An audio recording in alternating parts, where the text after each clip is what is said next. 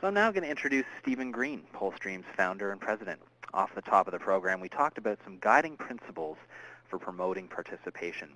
David took things a step further by talking about identifying your visible hosts, being meaningful, and mobilizing an audience. I understand that over the last couple of weeks, Stephen, you've received a number of questions about participation and how social software tools can be used practically to engage audiences and increase participation. Is that right? David, it helps if you unmute your phone, or if I unmute my phone before I start to answer you. Thanks again. And David Zinger, that was an absolutely fantastic presentation. Thanks so much for joining us today. Okay, sorry, David. No, I was just saying I understand that you received some questions over the last week or two about actually mobilizing your audiences, encouraging participation, but I thought maybe it was a good idea to first give our audience a view of our view of the world so they know where these answers and stories are coming from. Do you mind talking a little bit about how this notion of social capital plays a role? Sure. Anybody who's been engaged with Polestream over the last year has heard us talk a lot about social capital. And that's really the focus for us in 2010 is helping our customers and people who are thinking of working with us to realize this asset of social capital. So social capital we see as being an asset as real as equipment capital or your human capital. So for social capital to become worth something, the people in your organization have to choose to become part of the social network. To become part of the social network, there has to be a tangible benefit for people to come and want to participate and be engaged. So when we talk about social capital, we say that there has to be a value for people, and the value has to be things like access to information, being able to rally other people in the organization around a cause that's important to you, being able to earn visibility in the organization regardless of your place in the org chart. So when you can start to deliver some of those benefits to people and they can measure and feel and see and experience them, then suddenly the network becomes a place to come to participate in, and you're going to start to gain your own benefits as an organization.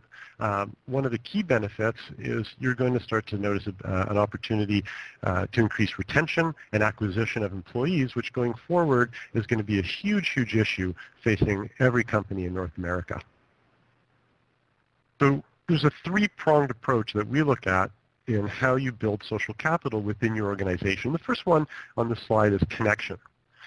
How do you leverage your existing network? It's great that we all have fiber optics and computers on people's desks and laptops and mobile phones, but how do you actually leverage that network to make it a place where people want to go and engage? And the idea of knowledge transfer. How do you get people so engaged within that network, like David talks about with his employee engagement network, that they want to go and tell other people, here's what I heard, here's what I learned, here's a really valuable resource, you should go there, become involved yourself. And that ties into the idea of network effects, whereas more people start to participate, more people gain value from being part of the network, they'll tell other people, and it will spread, and it will spread. The second approach to achieving social capital is this idea of conversation. Conversation, two-way dialogue. And a comment I've made many times before is that in communications and marketing, the idea of dialogue has moved so far away from that back and forth that we've had to start to call it two-way dialogue, where really dialogue is two-way, but we've had to rename it just so that we remind ourselves that now we're going away from the paper, posting things up, that highly curated one-way dogmatic approach to communicating information, and we're really coming back to this idea of we're going to start the conversation, and it's going to be an invitation for you as a participant to get involved and have your say. Distributed thinking. We are all part of large organizations for the most part on this call, and our organizations are spread across multiple time zones and multiple geographies. The people in Toronto may not be able to meet and speak with the people who are in Calgary or going overseas in Japan or in Korea. So how do you leverage the network so that you can engage people across these time zones and geography in the conversation? Social software is very effective at providing that opportunity. And peer-to-peer recognition. David alluded to this quite a bit in his conversation, but peer-to-peer recognition is important. people want to be recognized by their peers, whether it's an informal social network on the Employee Engagement Network or whether it's in the workplace. And being able to provide tools where not everything has to be a bottleneck approach, where a manager has to initiate that type of recognition, but peers can initiate it, that's going to do a huge, huge amount to validate the reason why people should be engaged in your social network, participate, and not only wait to get recognized themselves, but take the initiative to recognize others, because they know it has an impact. The third approach is community, bringing the organization together. Again, we work in these large organizations. How do we make a big organization feel smaller? How do we increase the engagement? How do we give more opportunities for people to become engaged?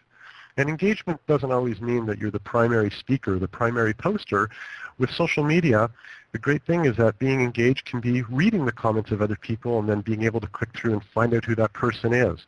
It can be recommending a comment that someone else posted, replying to someone else who posted the comment, or at the top of the food chain, deciding that you have a thought that you want to share and you want to put yourself out there, typing it up, submitting it in, and letting all of your peers read.